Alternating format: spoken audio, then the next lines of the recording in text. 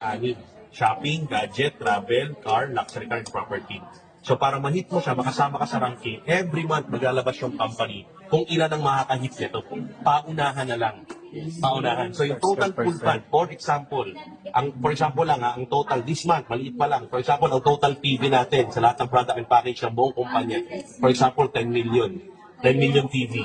Yung 10 million TV is equivalent to 10 million pesos. So, pesos yan. So, 10 million ang laman itong buong pool. Hahatiin ngayon yan. For example, 10% ng 10 million sa shopping. So, 10% ng 10 million is 1 million. So, may 1 million sa shopping. Tapos, pag sinabi ng company, for example, this month, June, okay, merong 25 na makakahit ng shopping. So, yung 25, paunahan sila kung anong rank nila, package, personal package, at personal product. Eh, ang rank naman ng shopping, all rank eh. Ito, all rank. Kahit sino pwede. Ito, consultant. Ito, car, executive dapat. Itong luxury car, senior partner. Ito, brand partner dapat. Okay? So, technically, this month, June, may 10 million. So, may 1 million po itong shopping. Tapos dito siguro may 1 million din. Tapos siguro dito may 2 million.